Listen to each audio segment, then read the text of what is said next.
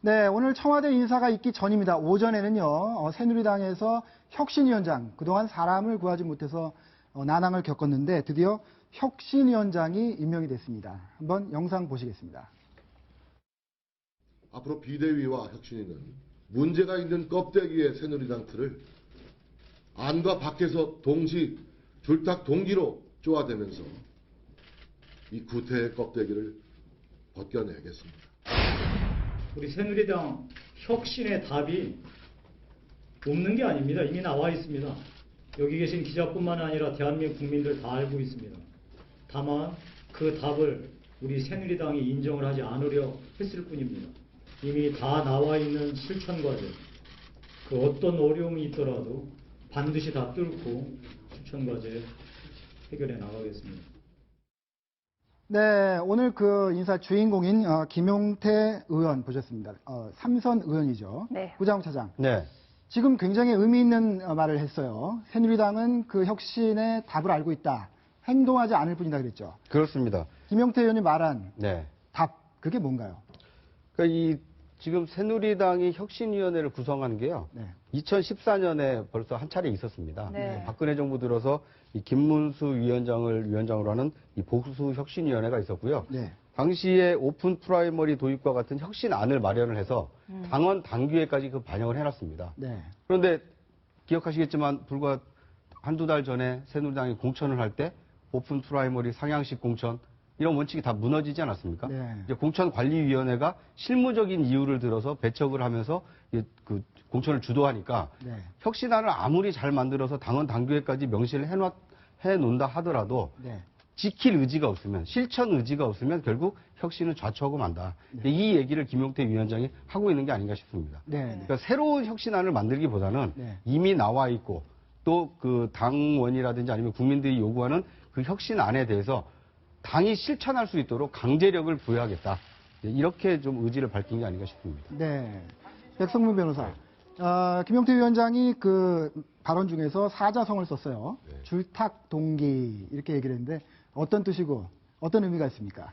정진석 원내대표가 지금 그 하신 말씀인데요. 네. 예, 예. 그러니까 이제 병아리가 아래서 깨어나려면 안에서는 병아리가 이렇게 껍질을 깨고 예. 위에서는 이제 닭이 그 껍질을 깨줘야 된다. 그러니까 안팎에서 더 양쪽이 다 이게 그 작용이 있어야 그 병아리가 부화할 수 있다는 의미인데요. 그러니까 말 그대로 이제 혁신위원회하고 비대위원회가 뭔가 협력을 해서 새누리당을 통째로 바꿔야 한다라는 취지의 얘기를 하신 건데요. 네. 그러니까 이번에 일단 김용태 혁신위원장 임명 관련해서는 그래도 정말 의지를 보여준 게 아닌가라는 생각이 들어요. 어찌 보면 친박의 대척점에 있는 네. 그런 분인데 네. 그런 분을 혁신위원장에 앉혔다는 건 저번에 사실 정지석 원내대표가 그 당직 인선하는 과정에서 보면 거의 대부분 다시 친박이 거의 장악을 하는 과정이 되다 보니까 네. 그냥 결국 친박이 원하는 대로 되는 게 아니냐라고 했는데 일단 친박과 대척점에 있는 분이 혁신위원장이 됐으니까 아 진짜 좀 변하려고 하는구나라는 메시지를 분명히 준 것 같고요. 네. 다만 아까 말씀하셨던 것처럼 이 혁신위원회에 실질적인 권한이 있느냐 그 부분을 앞으로 좀 지켜봐야 될 것 같아요. 그러니까 일단 뭐 친박과 반대되는 사람을 내세우긴 했으나 네. 아무 권한을 주지 않으면은 사실 의미가 없잖아요. 그렇죠. 그러니까 앞으로 조금 더 지켜봐야 될 것 같다는 생각이 듭니다. 예. 조금 전에 말씀하신 것처럼 이 친박이 주도하는 새누리당이 어떻게 보면은 가장 대척점에 있던 비박의 대표 주자였거든요. 그래서 청와대나 친박 대학에서 쓴소리를 정말 많이 했습니다. 김용태 의원 지금까지 해왔던 얘기를 한번 모아봤거든요. 들어보시죠.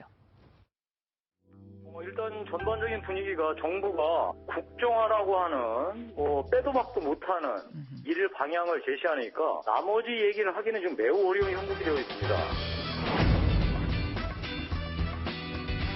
이번 새누리당 공천은 의회 민주주의를 부정하였습니다. 정당 민주주의를 파괴하였습니다. 새누리당을 파탄냈습니다. 도대체 이게 무슨 일이란 말입니까?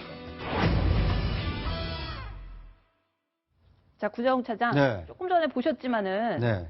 김용태 의원 어떻게 보면은 그 친박들이 보면은 미워서 부글부글 할 만한 얘기들을 정말 사이다처럼 엄청 많이 했어요. 그렇습니다. 어떤 인물인지 좀 소개를 좀 해주시죠. 그러니까 뭐 그 서울 양천에서 3선을 한 의원이고요. 네. 그리고 이제 원래 출신 지역은 또 대전입니다. 네. 그러니까 그 오늘 이원종 비서실장이 그 충북 제천 출신이고요. 네. 네. 또 정진석 원내대표는 이제 충남 부여 출신 아닙니까?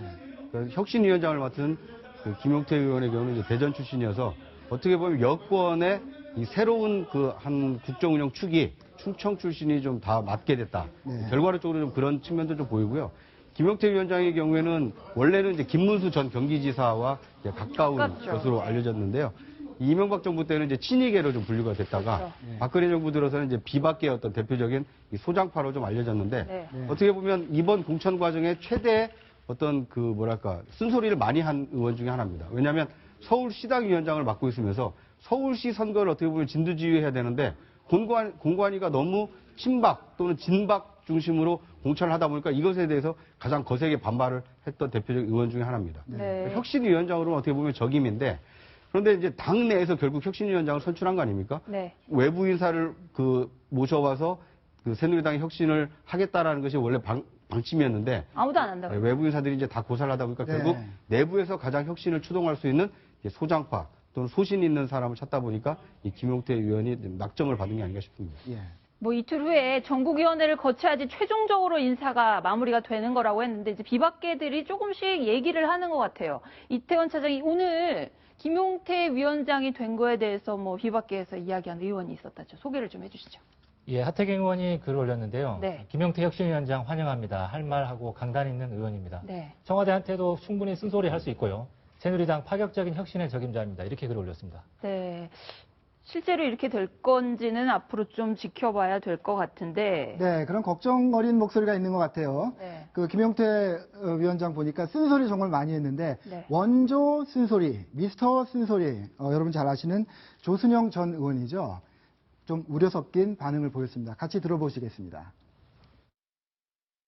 박근혜 대통령 비롯해서 뭐 새누리당 네. 사람들이 뭐 어떻게 그 참패에 대해서 제대로 반성도 안 하고 뭐 아직 정신을 못 차리고 있는 것 같아요. 네. 그런 분위기에서 뭐 저는 쇄신위원회가 어떤 분이 그 위원장을 하든 어떠든 예. 별 의미가 없다고 보고요. 새누리당의 실제 주인은 누굽니까? 박근혜 대통령 청와대죠. 아닙니까? 당연히. 그분이 지금 쇄신위원회에 전권 두는 걸 허락하겠습니까? 안 하죠. 네. 네, 이태훈 차장. 새누리당이 전반적으로 지금 정신을 못 차렸기 때문에 어떤 미스터 쓴소리가 혁신위원장을 맡아도 잘 안 될 것이다. 이런 걱정인데 사실 새누리당이 그동안 여러 번 혁신을 위해서 노력을 했지만 잘 안 된 그런 전력이 있죠. 예, 그렇습니다. 2005년, 2009년, 2014년 네. 새누리당이 위기에 빠졌을 때 네. 혁신을 구성한 적이 있습니다.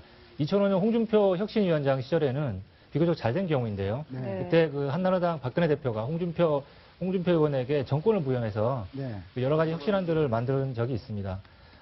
대선을 1년 6개월 앞두고서 네. 당권 대권을 분리하는 등 여러 가지 혁신 조치를 내놓은 적이 있습니다. 네. 2009년에 원희룡 의원이 쇄신 특위를 구성했을 때는 지도부의 반대로 또 실패한 적도 있고 네. 재작년에 김문수 의원이 보수 혁신위를 맡았을 때는 뭐 더더욱 잘 안 된 적이 있습니다. 그래서 박 대통령의 그런 의지가 가장 중요하지 않나 싶습니다. 그렇겠군요.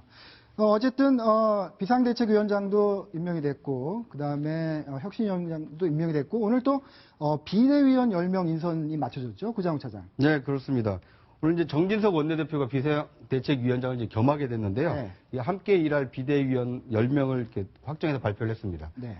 김광림 정책위의장과 홍문표 사무총장은 이제 당연직으로 포함이 됐고요. 네. 부산 금정을 지역구로 둔 김세현 의원과 부산 동네 이진복 의원, 또 인천 남갑의 홍일표 의원, 경기 포천 연천의 김영우 의원, 강원 철원 화천 양구 인제의 한기호 의원, 예. 서울 서초갑의 이혜훈 의원, 전북 전주 을의 정운천 의원이 비대위원이 됐습니다. 네. 제가 지역구를 불러드린 이유는요. 네. 그만큼 전국적으로 고른 안배를 해서 이제 비대위원을 꾸렸다 이런 걸 좀 볼 수 있는 대목이고요. 네. 근데 앞서 말씀하셨지만 청와대에서 이제 이원종 비서실장을 앉히고 네. 이 안종범 수석을 지금 정책조정수석으로 한 단계 올린 거 아닙니까? 어떻게 보면 이 공천 실패와 총선 실패에 대한 책임을 가장 질 수밖에 없는 사람은 정무수석인데 네. 정무수석은 그대로 두고 경제수석을 정책수석으로 끌어올렸다는 것은 정책에 대한 주도권은 여전히 청와대가 행사하겠다. 네. 이제 이런 의지가 오늘 인사에 좀 반영된 게 아닌가 싶습니다. 예. 그러니까 비대위원도 구성되고 혁신위원장도 새로 임명이 됐지만 네. 박근혜 대통령이 정책에 대한 주도권 또는 정무에 대한 주도권을 계속 행사하겠다라고 한다면 네. 새누리당 비대위나 새누리당 혁신위가 과연 제 역할을 할 수 있겠느냐 이런 네. 회의적인 시각이 있는 게 사실입니다. 예. 아무리 좋은 분들이 혁신위원장을 맡고 비대위를 구성했더라도 청와대가 당을 쥐고 흔들겠다는 그런 기조 바꾸지 않으면 달라지지 않을 것이다. 이런 우려입니다. 청와대 참고하시기 바랍니다. 다음 소식과 순위 알아보겠습니다.